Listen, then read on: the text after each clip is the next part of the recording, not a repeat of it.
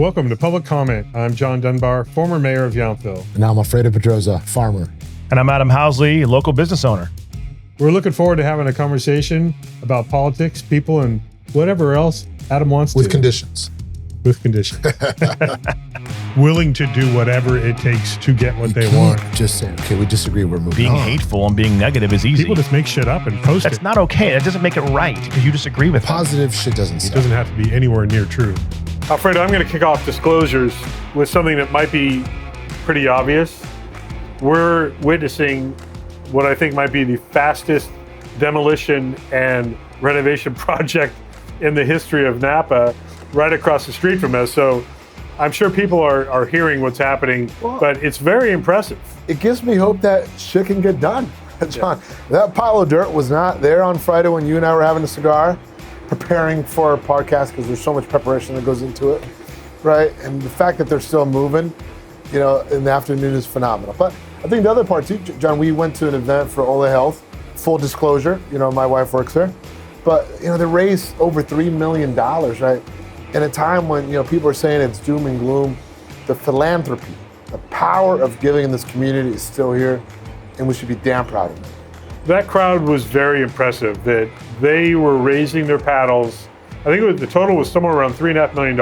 And they completely closed the gap on funding to build a new health clinic up in Calistoga. It was such a good energy, and people are so kind. We can take more of that. It's a kindness. Be kind. Cheers. Don't go there. Adam, thanks so much for joining us for this conversation. We're looking forward to learning a little bit more about your background. I know you're a lifelong Napan, but tell us a little bit about your time living here in Napa Valley, and then we'll get into some of your multiple career opportunities. I like the idea of Napan because I think people get confused on what we're supposed to call ourselves, but I always said Napan, N-A-P-A-N. So I think we're going to go with that. Okay, we'll do it. That's my first opinion of the We're day. 1 for 1. Right? John is batting 1,000. Yeah, right. Wow. Obviously I was born and raised in Napa, in Yountville specifically, mostly Yountville because that's where I went to school. I'm My sorry. parents. I love Yountville. I know. He's I know. a former mayor. It was before John. You got to paint your hand on the wall back then, didn't you? No, Or that I was there. tradition hadn't I was there started? before that. Wow. It tells you how old I am. Yeah. Yeah. I was actually in the new Yountville school, thank goodness, not the one up on the hill. But you're also friends with my brother too, right? Yes. Yes, Yeah. you got that going for you. But no, I grew up in Yountville. Obviously, spent a lot of my time in the summertime either in Yountville, going to the veterans home and watching baseball and swimming in the pool and all those fun things that kids do. And you'd walk down the hill at the end of the day. And for me, it was going to Ranch Market too and get a ride home from my parents, or in Sonoma sometimes on the weekends because my grandparents were there. So I was really blessed to have grown up in this area. I always joke about my school bus route. I can still tell you exactly who was where.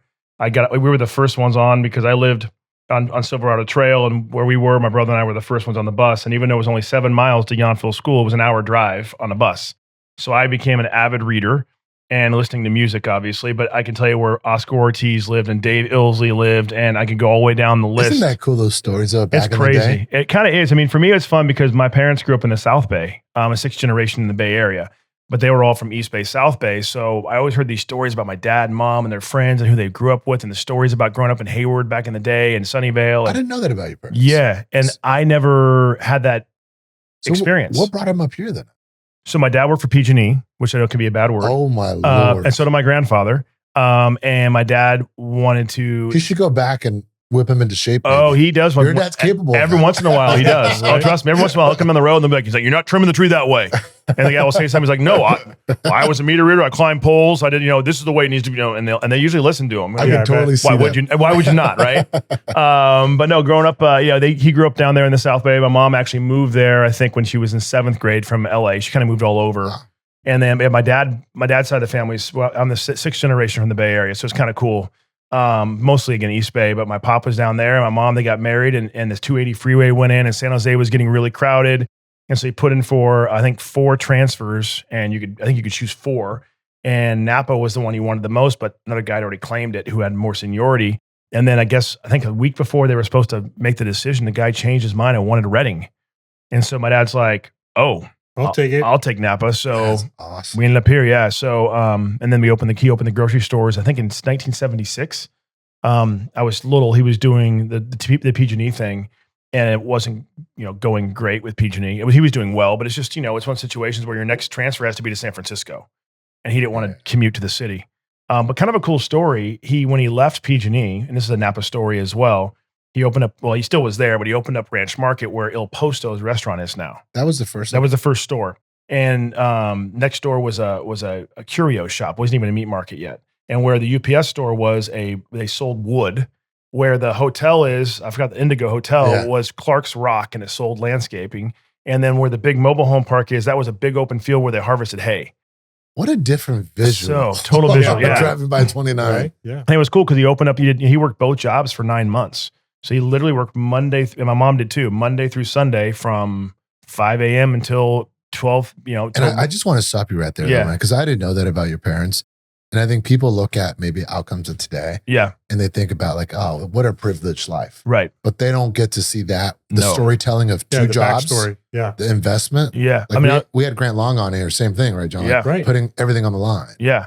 I mean, my dad, I remember, I'm old enough to remember the stories because I was 5. I remember being in the car when they opened the grocery store. He would work Monday through Friday. He'd get up, open the store at 5 a.m. He'd go to the produce market at 3 a.m. sometimes. Yeah. My mom would drop me off at kindergarten, my brother at preschool, and she'd come back. He would go down and work at the office, PG&E. Lunch, he'd come pick me and my brother up, drop us off in the back room of the store where I had a girl from high school named Shelly who would come watch us. So I grew, for 3 years, my playroom was amongst cans and bottles at the back of a store. I think that's so, because people don't see that. They don't. They'll look at you today and it's like, this, but it's like, no, you remember those days. And he was, we got no special breaks. Don't get me wrong, the parents are amazing. They take care of us. Totally. But like we stocked, we clean up the cigarette butts from the planter. The thing to this day I hate the most was the bottles used to be returned to the store.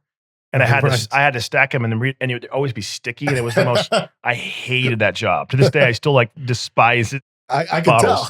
It was horrible. I mean, in reality, it was not, right? Yeah. But then they gradually expanded. But what's really cool about that story to me is as a young boy was sitting in the car and my dad saying, if it doesn't go, we can eat the canned food. We can eat if it doesn't go, we can eat the canned food. And then at 9 months, I remember him telling my wife, Judy, I think we can do it. I think I can walk away. And when he told the boss at PG&E he was walking away to open it up, to do this full time, the boss at PG&E basically said, "You're a dumb A." Yeah. Yeah. And don't come crawling back. You can say ass on the Yeah. Okay. He was a dumbass. So he, what's great about that is several other guys from PG&E eventually left who were also bosses and opened up grocery stores in Napa. So he kind of got him back a little bit with, Soda Canyon Store and Fairview Market and other guys who were kind of high up at PG&E and they ended up leaving PG&E also and opening up grocery stores. See, I love those stories about Napa though, right? But I think that's one of the things we wanted to do, John, on the podcast is how do you tell those stories that people don't see, right? Especially in today's world of everything's instant social media, right? So, well, I would say pretty much all of the ag-related and locally owned business-related stories are similar in the sense of a lot of hard frickin' work. Oh, yeah. And if you can say now 5 decades later, 6 decades later, look, we're successful. That's because you worked your asses off. Oh, yeah. And it was a family effort. And, absolutely. And you sacrificed. As kids, you may not have had the opportunities because you were at the store or whatever it was. And there are a lot of other families that have stories like that. Don't judge people just based on their ultimate outcome. And don't be jealous of those either in case they were successful because they earned it. Yeah. You earned it. And I've known your parents also from all the time I lived in Yountville, and I would just run into them, and they were. I got to see the really nice, sweet side. Maybe you got a little bit more of the parental discipline, but I know that was true. Like with my dad, he was very nice to everyone outside the family. You deserved it. We had we had to have that Catholic discipline, but I've always heard about you and your brother and your family. And not just Yountville, but Valley-wide, and watched you and watched your brother continue to work hard. I know you got to go different directions with your careers and kind of traveled around the world. Right. But you've come back. Yeah. And you've replanted here, which is also a story we hear often. Next generations of kids whose parents came here for whatever reason. It's like, this is kind of boring, we want to go see the world, and you go see the world, and then you come back because you know what a special place this is. It's people that care, right? And look, I got to know your brother, through soccer. And I think one of the first times we got to know each other, and it was during the pandemic. Right. And just moved home. Yeah. And you called me, and they're like, they're going to do shelter here. I'm like, who the hell is this guy? And then you call again. I'm like, he fucking cares. Like, and I didn't know you. I didn't know you, but you were just like calling. It's like, we got to figure this out. He was going to say he didn't know you from Adam, but that wouldn't make sense. Well done. But like, to me, that was my first exposure to you. Right. And I'm like, this guy is actually trying to roll up his sleeves and follow through on shit. And I'm like, and that's what Napa needs. Yeah. Right. But, the one of the things I do want to get into, with you is your history. You're in the news, you cover news, you're a reporter. It's changed so much. And you and I have talked about that, right? Yeah. And right away we get into, you're a Democrat, Republican, you're this or that. And it's colored it so much, man. Oh, yeah. So you were in it. Like when it was, in my opinion, I'm going to say, when there was integrity behind it. I agree. How has it, like you've seen it. So what's changed? Well, I would say Can you tell people a little bit about your background? Okay, yeah. So I grew up, obviously, as you guys know, in Napa, and you got the background of the grocery store, right? My parents are amazing. I was so blessed to have them as parents. Yeah, could they be strict at times? But that's what you need. Honestly, you need that, right? Yeah. Especially when you're growing up in a grocery store where alcohol and everything's right there, and cigarettes, everything right in front of you, and but at the same time, they always kept their word. My dad's like, if you get good grades, stay out of trouble, don't cause any problems with the teachers, don't catch you doing alcohol and drugs or cigarettes. I'm going to help you get your first car. And if you go to college, I'll make sure that we help you get to college. And at the same time, we worked, right? We worked every Thanksgiving, we worked other days too, but there's always the holidays. We were at the store, right? My friends are home watching football, and we're trying to get the doors closed at 4:00 because back then there were no grocery stores open on Thanksgiving. It was us and I think Browns Valley Market. So all the big stores were closed. So we were packed. We'd do our biggest day of the year on Thanksgiving, and we'd be closed at 4:00. So those things come back, and it helped shape me for when I left here. Obviously, you have a work ethic. Yeah, you have to have a work ethic. Yeah. You don't have a choice. It's your family, and it's a first generation work ethic, right? Because I saw my parents. I remember when it was a big deal to go to Sizzler and Palby's for dinner. Yeah, Malibu chicken. Right. No, I had what was it? It was a hamburger steak at a place called Hopper Creek Restaurant in Yountville when I was a little kid. Anyway. You were a news reporter. Yeah, right? So I left. Basically the week I turned 18, I went to college, played baseball, went to a school that had a good foreign policy program because I loved foreign policy. So I chose. It was between Cal and Pepperdine. I chose Pepperdine. Right decision. My coach there was amazing, and he was a coach not just for baseball but for life. So next to my parents, he'd probably be and my grandparents, he'd be the next one in that tree. Played minor league baseball for 3.5 years after playing college ball, and then went on to television. Kind of happened by accident. I actually came back to Napa, and I thought about doing play-by-play because I was a sports guy, right? But I was also a foreign policy guy.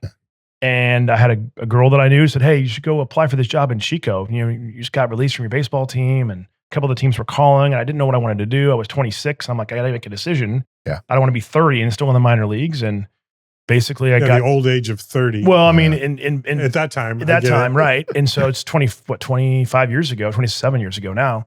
So I put together a tape, sent it to an open job in Chico, California, which is absolutely the most impossible way to get a job in television news. To start in California is almost impossible.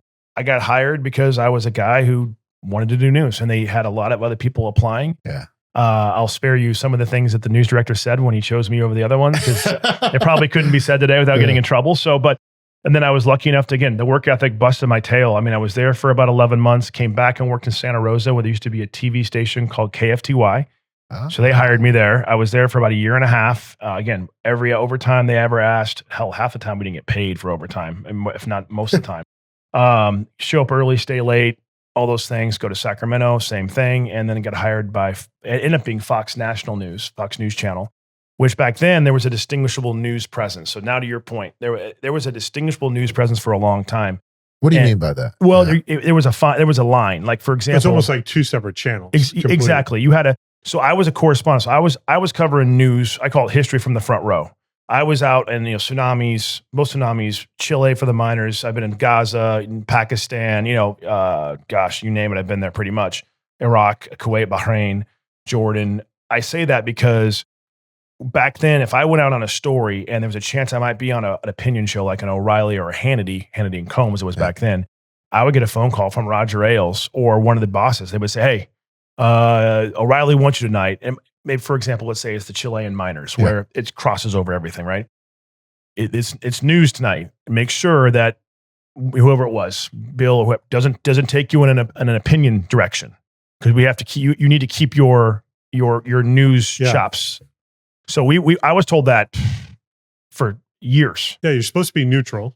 Yeah, I mean, basically, don't get pulled into an opinion side of things where it's all of a sudden going to take away your credibility. Who are you going to blame for this incident or whatever? So again, and that was my experience. That was my experience for a good 12 years at Fox News Channel.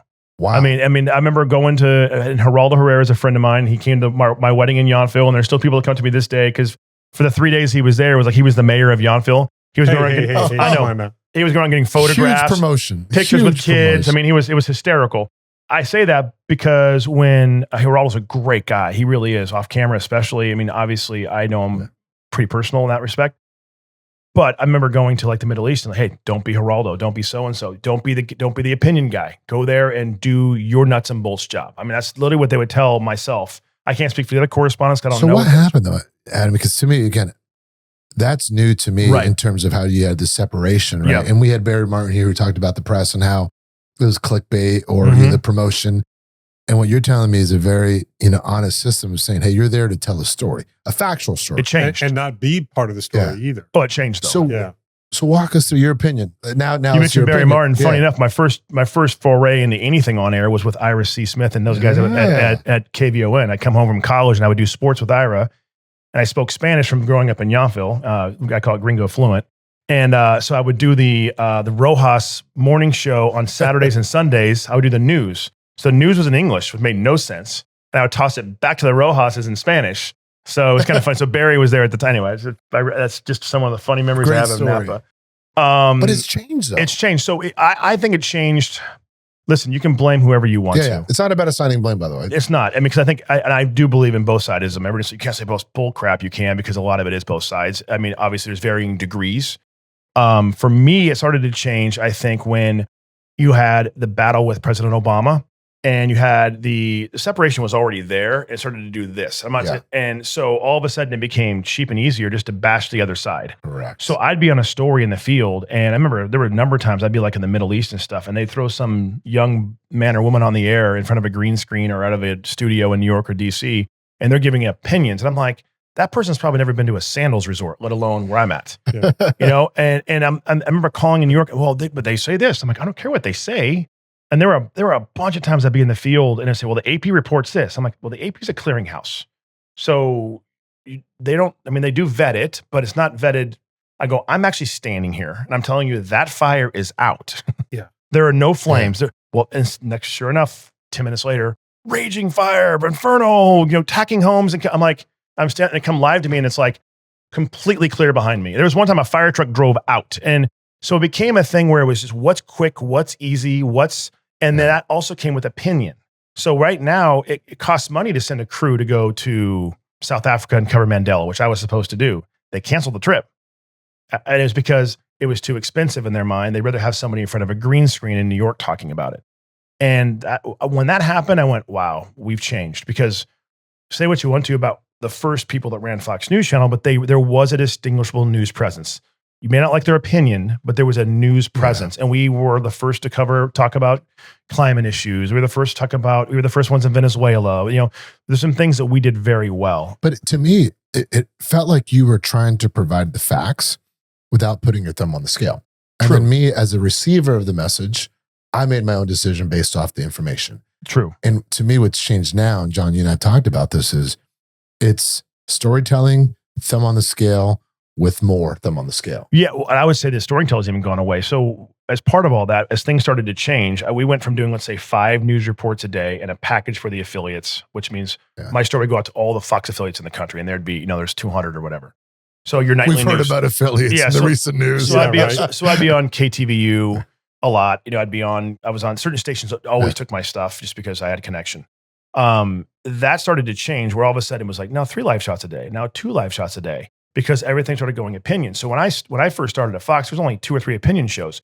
You may not have liked them. You may have thought they were right or whatever, right of center, but there was only 2 or 3 of them. I mean, Greta Van Susteren is not a conservative, and she was more like crime.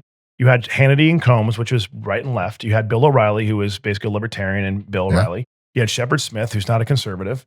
I mean, I could go down the list. I'll spare you the details, but there weren't very many talk shows. When I left, you had, my God, it was like 1, 2, 3. I mean, well, now you get 24-hour talking heads. Yeah. Everybody's got 30 minutes or 60 minutes. Yeah. And they all say the same thing. But the reason why is it's free. It's cheap, yeah. It's free. Relatively. So, I mean, a lot of these people go on the air. I call it the sleeve tugging. I'd be alive at doing a court case, and I'd literally have, no joke, people tugging on my sleeve as I'm on the air.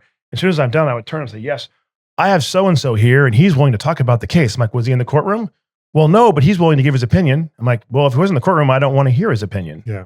And that's like Lindsay. It started with Lindsay Lohan for me. I had to cover the Lindsay Lohan case, and there was only like 6 seats in the courthouse. It was a really small courtroom in Beverly Hills. So all these guys, and there was not being broadcast. So you didn't know what happened unless you were inside the courtroom. So I'd come out, and there would be a line of black cars of all these lawyers who want to come on the air because they want to be seen on TV. Monetization. And they'll do it for free. Sure. And the same thing's about opinion. So all these people giving opinions about whatever it is, whatever. They don't have any a lot of them have knowledge of the evidence or what's happened in the courtroom. And they'll say talking points to fit that channel. So now all of a sudden they see these big contracts. They see Bill O'Reilly, whoever, get a big contract. Now other anchors and other guests are going, oh, well, Fox is this way and MSNBC and CNN are this way. So I'm going to go that direction. Maybe I'll get somebody. I could tell you. So I had probably 30 people at least over the years go, hey, how can I get on your channel? I want to be a correspondent. I want to be this. I want to be that. And you're like, well, it's for me, it's devolved into, I don't know where to go to find truth. It's almost impossible in reporting. Yeah, but it's intentional. You used to have the 3 major networks. Yep. You had anchors that, whether right or wrong, I always felt like my parents, like, we believe these people. They are credible. And there was no internet to worry about. Right. But now everyone's a reporter. Everybody thinks they have information. Yeah. And nobody is vetted. So especially during the disasters we've dealt with in this valley, people want their name to be associated with something that's breaking news. By the way, now all news is breaking news. Oh, yeah. It's ridiculous. They just keep that graphic up on the screen the whole time. I have a good one for you. The other day, so I'm on this news group online, a bunch of people that are still in news or have left. And, you know, there's a lot of things I disagree with what they say. I kind of stay out of it. But I put one on the other day because it was awesome. It was a TV station in Sacramento. I'm not going to say which one. And they came out, it happened to pop up after a sporting event. I was over there and the game ended and the news comes on. The top story was, and it was only on such and such. You won't find this anywhere else. You'll only find it on K, blah, blah, blah, blah, blah, you know, this exclusive to us, you know. I'm like, okay, what is the story? About a woman fighting to keep her license plate, her personalized license plate. That was the top story in Market, 20, Sacramento. And they were making, and they blew it up. And they blew it up. It was like, breaking news, only on. I'm like, I'm sitting there going, wow. That was, if that's the story, there's a woman whose name is Isis. Yes. And her personalized plate said, she's had for 4 years, by the way, and she's very upset it's being taken away. Listen, government, you guys are both in government. As you guys both know, it annoys the crap out of me mostly. And I give you guys props for having to be in it, because I think a lot of it is, you know, you can try to do better, and obviously everybody criticizes. You're going to piss off half the people no matter what you do. In fact, a good friend here in town. Well, he pissed off like 80%. Actually, well, that's right. I'm probably 50. You need 49. I'm probably losing customers because I'm sitting next to him. Yeah, you are. No, I don't give a crap. I mean, my thing is, you know, you got people going. You're always going to make somebody upset, right? But at the same time, it's like, come on, we can't even have a normal dialogue, right? Even when I called you about what the story you're talking about, they wanted to put a homeless shelter in St. John's Catholic School. The shelter. The shelter. Yeah. Now, I'll argue they would never do that in Browns Valley, but they would do it down here where there's a more affordable area to live in Napa. I'll leave it at that. I also makes no sense, and you have to me, because you have a park, you know, you have this market on Tuesday and Saturday, you've got 2 schools, and the argument back then was, well, the services are over there. They'll walk around downtown to go to. Who in their right mind is going to walk all the way around downtown? I wouldn't walk around downtown. I'm walking right down the middle to go to city services or whatever I need. So at the point, I said, this didn't make sense. So I called Alfredo and we could talk about it. Like, and that's the way it's supposed to be. I never worked with you in Yountville, but I'm sure if I was upset about something, I could have been like, hey, John. But that's I think that's the spirit of it, though, Adam, is to your point. It's like, you can't just say, okay, we disagree, we're moving on. Right. And I want to go back to something you said, because I ran for office kind of in that Obama wave. And it was a very pivotal moment, and it's continued to today, where it's about tearing it down, the attacking, the intentional attacking, the negative stuff. Right. So I'm not assigning blame to either party, but both parties have done it. Oh. And to me now, it's almost like you've monetized it. Oh, and absolutely. And to me, that's what's changed in media. It's monetized on here now. Yes, but it's intentional. Absolutely. Because we're addicted to it. 100%. And we're consuming it. 100%. And that's the change in news. Yeah. Right. So, and I don't know how you break it. Listen, you think every time there's a horrible event that happens, it's going to break. And it may stop for a day or two and then it keeps going. I mean, I worked at Fox News Channel. I'm married to a black woman, right? So I married a black woman to cover my racism. I mean, that's literally, that is an argument that's out there. And it's like, and I have people, even friends. Are you serious? Oh God, it's horrible. I mean, and people make stuff up. If you go online, you'll find that I wanted Trayvon Martin to die. What else? I mean, it's insane to me. Well, don't even get a credibility by saying some of the bullshit that no, you hear. but the point, I said the two absurd ones because they're so absurd. But someone said it though. And they can use AI obviously now, but before that they could use Photoshop. They can do whatever they can, and I use those two examples not to put them out there, but to show how absurd that is. I mean, when you say it out loud, you're like, really?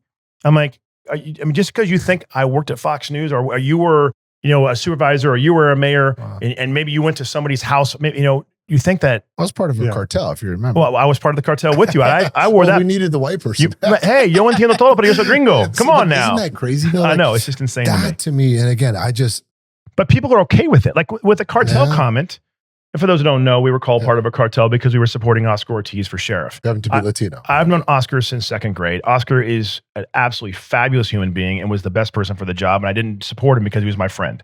I didn't support him because I got any kickback. He was the best candidate. Absolutely. And I'll argue the best person for the job still, in my opinion. Now, obviously, things can change over years, but right now he's done a great job and he's a great person separately from that. But because of that, all of a sudden, I'm part of I wore that badge proudly, actually, because I grew up in Yountville. And like 20 of the 28 kids in my class, 20 were from Mexico. I mean, I remember coming home and asking for a tostada. My parents were like, what's that? Because I was at, Felipe's birthday party and we had a tostadas. I'm like, oh, these are amazing. So to me, that was like, but people were okay with that. And then when I went to people who were on that email chain, and I said, hey, you can't just call people that are Hispanic members of the cartel. And they're like, they gave me some excuse. I'm like, no, that's not okay. Just because you disagree with them, that's not okay. That doesn't make it right because you disagree with them. But that's to me, but it goes back to your point. Someone said it. It's crazy. It's no different than them saying, you married someone because of this. Mm-hmm. Like we're living in a society though, where people have accepted that as a way to communicate, as a way to inform. But I'll say yes and no. I'll say yes and no. I hope the no. Because when I opened the tasting room downtown, I didn't know what to expect, right? I moved home. That's Barnhouse. No, well, it's Barnhouse and Housley Napa. Housley Napa. But what do you mean? You were concerned about what? People? So I didn't know what to expect, honestly, because we were originally going to open up with E40's wines, our wines, people we're friends with, not name dropping, but some other famous people. You thought about like the racial side. Yeah. And so, no, I thought about just friends. I didn't think about that. Well, then all of a sudden they had the wrong licenses because California is a licensed state, as we know. And it was just our wine. So we had to open the doors. I'm paying rent. So we opened the doors and I'm like, I didn't know if anyone would show up. I'm coming from this 21 years of news, 17 years nationally. I left at the end of 18, right at the very end, right before COVID, a year before COVID. And it was really boiling again, right? And I'm thinking, God, the country's like this. Everybody hates each other. And what that's done is actually reinforced my faith in humanity because we get people in our tasting room. Now, granted, we're all argued the most diverse tasting room in the Valley. But I see it on the porch. Yeah. So we get a really good diverse group in there of all ages, all walks of life. I mean, news people, Tamara fans. And what's amazing about it is most people are actually cordial. I mean, we have no issues there in 6 years. We've had a couple of snobs, but which are wine snobs. That's not it. We've had no, and to me, it reminds me, and people will actually bring it up to me.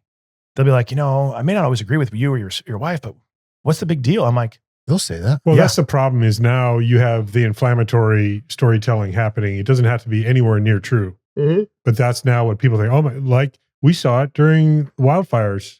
Oh, all of Napa Valley has burned down. Yep. Nope. I covered the first one, by the way. Yeah. I think I interviewed you actually. Yeah. And so, truth is not valued like it used to be. I can't imagine how you would navigate AI and the blatant misrepresentation of what's actually happening out there. because I had a short 3-year time when I was a journalist up in South Lake Tahoe. Integrity mattered. You had to have multiple sources before you printed anything. Now people just make shit up and post it. So how are people comfortable with that though? Like, I think they're entertained by it. But you would be comfortable saying, "Hey, I'm a journalist.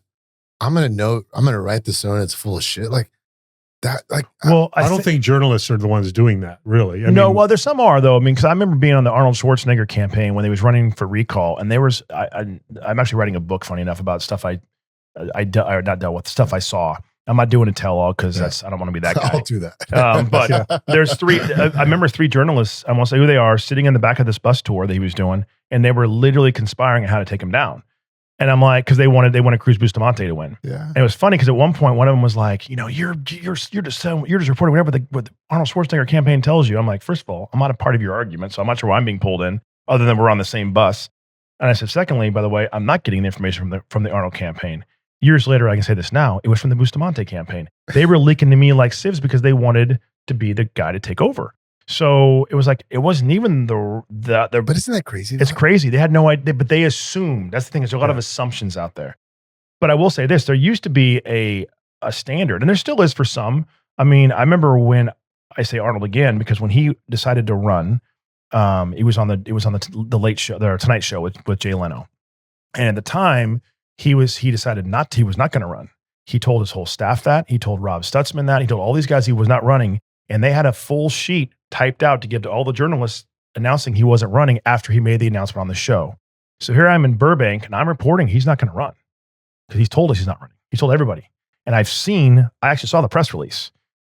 Well, he goes on the show and says, "That's why I've decided to run." And everybody goes, "Oh, shit." Yeah. And including me. Yeah. I get a phone call from DC and the anchor in DC You got it wrong. You got it wrong. I'm like, no, so for 24 hours, I'm at home going, wow, am I going to lose my job? Because this is what I was told. I reported exactly what I was told. Thanks, Arnold. I think it's People Magazine, or was somebody came out with the full article like a day later, maybe Time Magazine, one of them did, that actually had someone in the campaign saying how. And actually detailed how it happened and timeline how they tore up. Because I wasn't in the room, I was outside doing the reports. But the print journalists were in the room. How they tore it up quickly and shredded it all, so no one could see the press release. So the entire timeline fit. So thank God that happened, and someone saw that, and that was reported because it saved my butt. But it's a perfect example. I mean, I had like 4 sources on it. I'm including that's chapter 7. Yeah. Oh gosh. Let's talk about like social media, because I know you love Nextdoor. Like you love that platform. Where I've said before, and I stand by it, where truth goes to die. So now, and look, we're all community-minded individuals. And we can talk for many episodes about all this stuff. But we'll just touch on it real quick. I think it would be interesting to kind of get, Adam's take on, you went from being very factional, minimal opinion people, to now a world of social media platform where anyone's a storyteller, anyone's a reporter.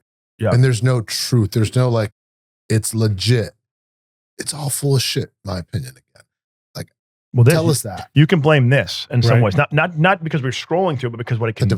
Yeah, you can record everything. Yeah, well, I mean, I'm in a war zone, and I had to carry 5. We were rolling 5 cases through the sand because that's how you got your video phone out. And pictures were, you guys remember the pictures. Yeah.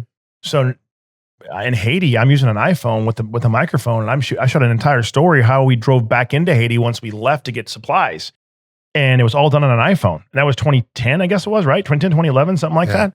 And now these things shoot in these things are unbelievable. I mean, so anybody can be a broadcaster, anybody can be a reporter, anybody, and then the editing ability on these things. With AI and all the other stuff, you can basically make anything up. I could make you do the hula. I mean, there's all things I could do on this. People would want to see that. Right. I don't know. But I guess what I'm getting at is the hate, right? Like the negativity around platforms, right? Yes. Because there's so many things that I think we've all done well. Right. But you won't hear about it, right? Especially me. Right. You don't get the clicks, you don't sell the ads. So is it that? Because that's what we all talk about, right? Like positive shit doesn't sell. No. Right? Well, I think it can. I think it takes more effort.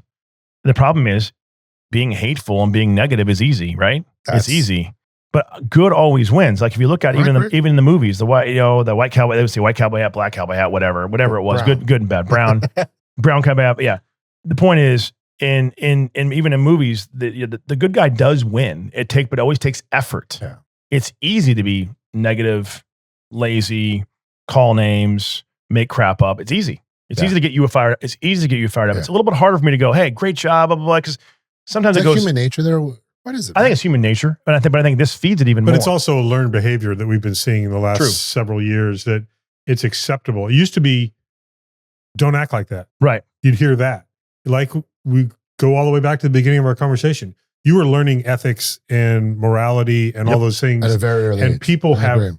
just put that aside now. Well, stealing.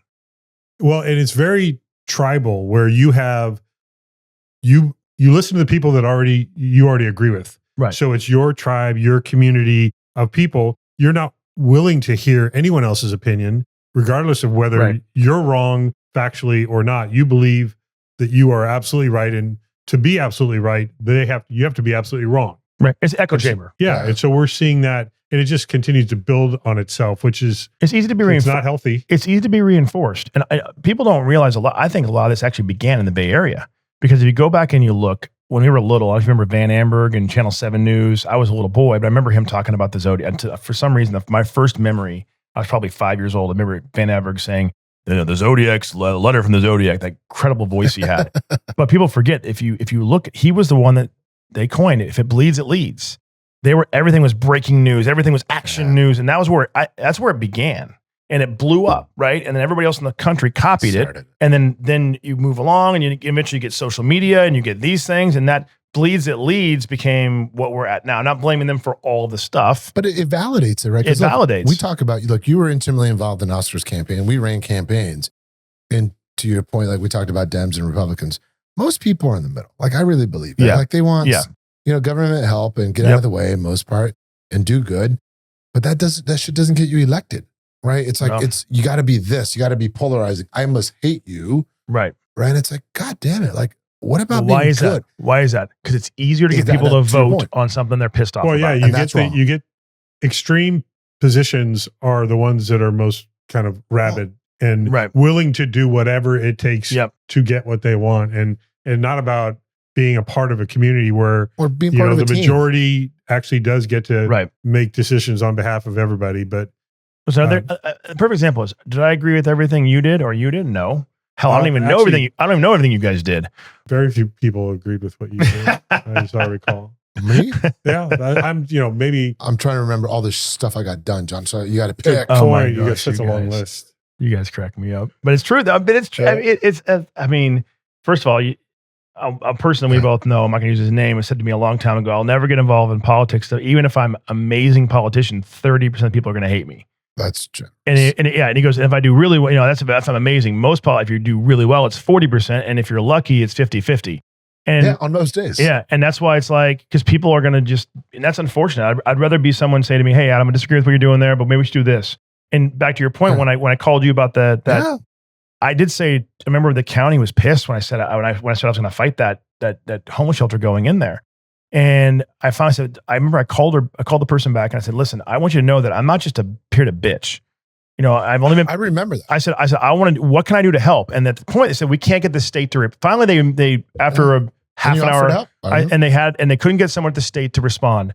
So I had a connection at the state because I just got left news. I call up there. That guy comes down, and the conversation started. I'm not sure if it continued, but he got involved. Yeah, but that's what it is, though. Adam, to your point, it's like you have every right to bitch, right, and complain, but it doesn't stop there. No, you have to own the journey. And too much of the time, what's happening now, John, we know, is like it's a bitch sesh all the time. It's like I get that, but be part of the solutions, right? Yeah. And we haven't even touched about sports fields, and we'll do that at a later time. But people have to own it. Yeah. Like own the shit. And we have to hold our elected officials accountable too. Because we've had some good ones. We've had a good fair of electeds. Yeah. But sometimes we go through some daycares, right? What was the term Barry Martin used? Not daycare. That's bad. No, it was more placeholders. Placeholders. Yeah. Not trying to really lead. They're just trying to. They're just there. Yeah. Well, going through the motions. I was told by I go back to my college coach. He was amazing. He always said that he called it 10-80-10. So 10% of the people they're leaders, they're goers, they're doers. 80% are head shakers. They're happy to have their position, and then there's 10% that are bad. And there's not a big difference between the 10 and the 10 because they're both going to lead, right? People are going to follow both. So which 10 are you going to be in, and how many of those 80 are you taking with you? That's a good point. So I've got one last question for you. When does the book come out? I'm at how many years of work is this? So it's funny. I started and stopped 3 times, but this time, and my brother obviously has a book coming out about Elena and overcoming all the things that our families had to go through, and it's amazing, by the way. And so that kind of inspired me to finish it. I started candidly about 10 years ago, and it's all these writings I used to do. So when I first got to Fox, one of the things I did, I promised my grandma, who was in Sonoma, I would send her an email every day about things I was seeing and doing, because I'm in Pakistan. And she was 80 and very, very concerned. She passed away when I was in Pakistan unexpectedly after a month. And so I kept that going throughout my time at Fox. And by the end, when I left, it was probably a list of about 900 people and others were passing along outside of that. But my list was about 800 or 900 people that I just was on that. I'd hit send and would go to those former teammates from minor leagues and teachers and friends and people in Napa. And it was stuff I was seeing and doing and feeling and hearing, how we got into Chile, for example, how I got into Haiti. And so I'm on page 274 right now. Ooh. Almost done. So we'll have to have you back when you're ready to release it, so we can certainly make that announcement. But so here's to the book and an incredible life. Thanks, guys. Appreciate it. Thanks for having me on. In Napa Valley. And Napa. Well done. That was cool. All right, John, we had, Adam Housley, who's a mutual friend, and I'm glad we brought up Nextdoor because it's a platform you love, but it's relative to telling the story, man, and it's just so fucking hard. You just like to irritate me with the whole Nextdoor bullshit. John, I'm not a fighter, I'm a lover, John. You know that about me. Nextdoor is the example of where integrity has no place in storytelling anymore, unfortunately. I can imagine, having been a journalist for a short period of time, integrity used to matter, and it doesn't anymore. And I'm sure it's frustrating for Adam to have committed so much of his life to being an authentic and real journalist. Well, but that's not what's happening today. What did it for me, though, man, was when he talked about his day when he was a young reporter, and he was told to tell the truth, stick to the story, stick to the facts, don't give your opinion. It was almost like, I wish we could go back to that, because it wasn't trying to influence me. It was trying to tell me the truth and let me as a human being have my own opinion based off what I was processing. And to hear that's how it was back then, John, it was actually kind of refreshing. And I know that it's frustrating for a lot of people. I literally don't know where to go to try to find the truth. And it's so unhealthy as a society.